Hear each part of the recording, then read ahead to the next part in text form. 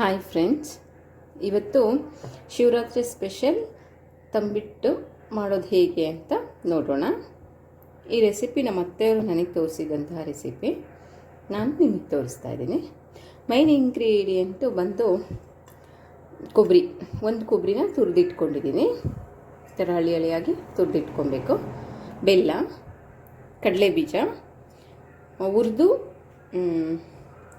ಈ ಥರ ಸಿಪ್ಪೆ ಸುಲಿದು ಇಟ್ಕೊಂಡಿರೋಂಥದ್ದು, ಕಡಲೆ, ಗಸಗಸೆ ಹುರಿದಿಟ್ಕೊಂಡಿರೋಂಥ ಎಳ್ಳು ಆಪ್ಷನಲ್. ಇವು ಸ್ವಲ್ಪ ಏಲಕ್ಕಿ. ಈ 3 ಇಂಗ್ರೀಡಿಯೆಂಟ್ಸ್ ಹಾಕಿದ್ರೂ ತುಂಬ ಚೆನ್ನಾಗಿರುತ್ತೆ.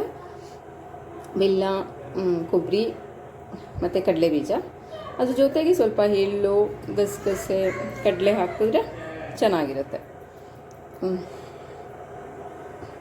ಇವಾಗ ಮೊದಲಿಗೆ ಒಂದೊಬ್ಬರಿಗೆ ಬೆಲ್ಲ, ಏನು ಬೆಲ್ಲ ಇಟ್ಕೊಂಡಿದ್ದೀವಿ ಅದನ್ನು ಹಾಕ್ಕೊಳ್ಳೋಣ.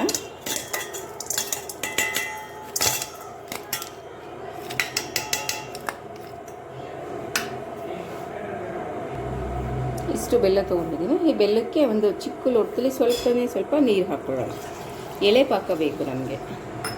ಸ್ವಲ್ಪ ಹಾಕ್ಕೊಂಡಿದ್ದೀನಿ, ಅರ್ಧ ಲೋಟ ನೀರು ಹಾಕ್ಕೊಂಡಿದ್ದೀನಿ. ಸ್ಟವ್ ಆನ್ ಮಾಡ್ತೀನಿ.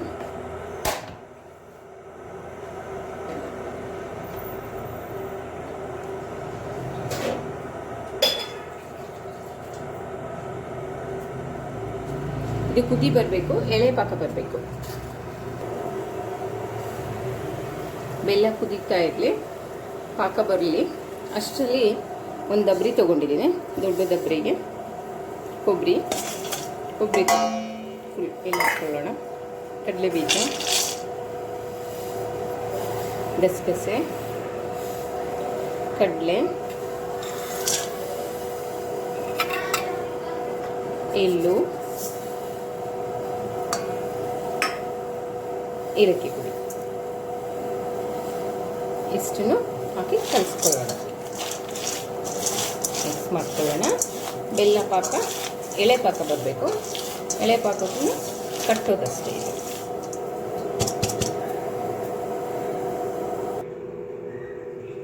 ನೀರನ್ನ ಜಾಸ್ತಿ ಹಾಕಬಾರ್ದು ಬೆಲ್ಲಕ್ಕೆ, ಕಡಿಮೆ ಹಾಕಿದ್ರೆ ಬೇಗ ಬೆಲ್ಲ ಕರಗ್ತಿದ್ದಂಗೆ ಪಾಕ ಬಂದುಬಿಡುತ್ತೆ. ನೋಡಿ, ಬೇಕಂದರೆ ಈ ಹಂತದಲ್ಲಿ ಬೆಲ್ಲ ಇನ್ನು ಸ್ವಲ್ಪ ಸೇರಿಸ್ಕೊಬೋದು. ಅದಕ್ಕೆ ತಕ್ಕಂತೆ ಬೆಲ್ಲ ತಗೊಳ್ಳಿ.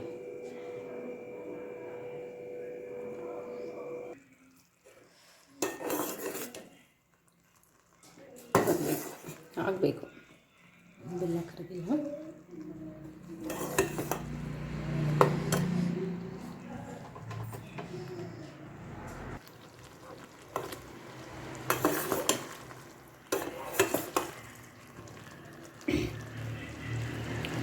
ನೀರು ಜಾಸ್ತಿ ಹಾಕಿಲ್ಲ ಅಂದರೆ ಒಂದು 2-3 ನಿಮಿಷದಲ್ಲೇ ಬಂದುಬಿಡುತ್ತೆ. 3 ನಿಮಿಷ ಬೇಕು ಪಾಕ. ಪಕ್ಕದಲ್ಲಿ ನೀರು ಇಟ್ಕೊಳ್ಳಿ. ಪಕ್ಕದಲ್ಲಿ ನೀರು ಇಟ್ಕೊಂಡಿದ್ದೀನಿ, ಹಿಂಗೆ ನೋಡಬೇಕು. ಪಕ್ಕದಲ್ಲಿ ನೀರು ಇಟ್ಕೊಂಡಿದ್ದೀನಿ. ಇನ್ನೊಂದು ಸ್ವಲ್ಪ ಆಗಬೇಕು. ಅಂಟು ಪಾಕ ಅಂತಾರಲ್ಲ ಹಾಗಿರಬೇಕು ಸ್ವಲ್ಪ.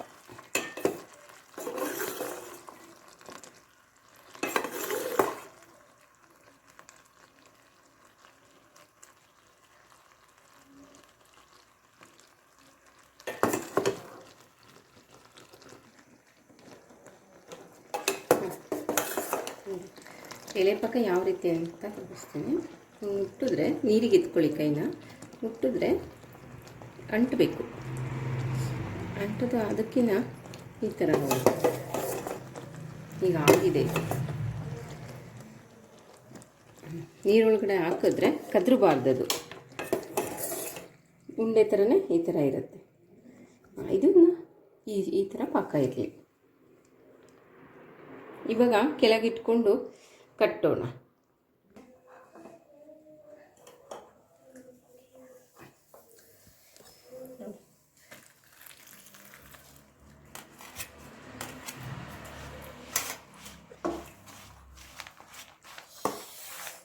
ಸುಡುತ್ತೆ. ಸೊ ಹಂಗಾಗಿ ಈ ಥರ ಉದ್ದ ಕೈ ಇದ್ದು ಇದರಲ್ಲೇ ಮಾಡಿದ್ರೆ ಚೆನ್ನಾಗಿರುತ್ತೆ. ಸ್ವಲ್ಪನೇ ಕಟ್ಕೊಳ್ಳಿ.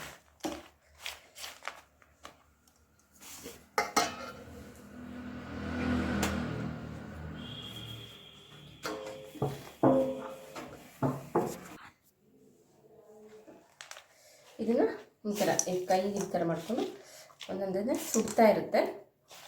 ಸೊ ಸುಡೋದನ್ನೇ ಕಟ್ಟಬೇಕಿದು ಆ್ಯಕ್ಚುಲಿ.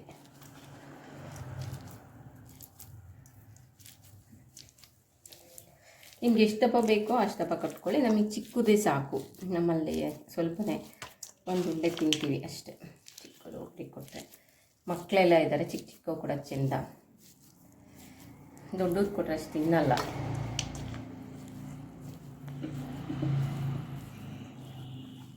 ನೋಡಿ ಈ ಥರ ಉಂಡೆ ಕಟ್ಕೊಳ್ಳುತ್ತೆ.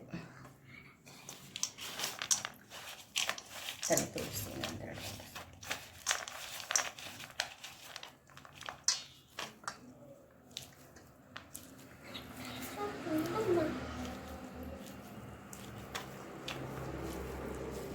ಈ ಥರ ಎಲ್ಲವನ್ನು ಕಟ್ಟೋಣ.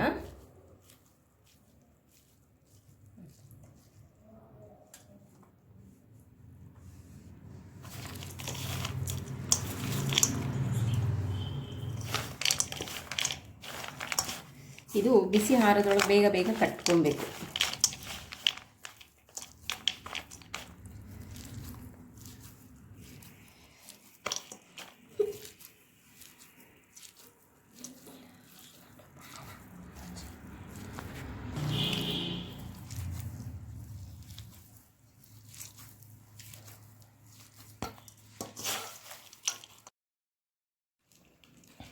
ಇದು ಮಕ್ಕಳಿಗೆ ಹೆಲ್ದಿ ಕೂಡ, ರಜದಲ್ಲಿ ತಿನ್ನಕ್ಕೆ ಮಾಡಿಕೊಡೋಕ್ಕೂ ತುಂಬ ಚೆನ್ನಾಗಿರುತ್ತೆ.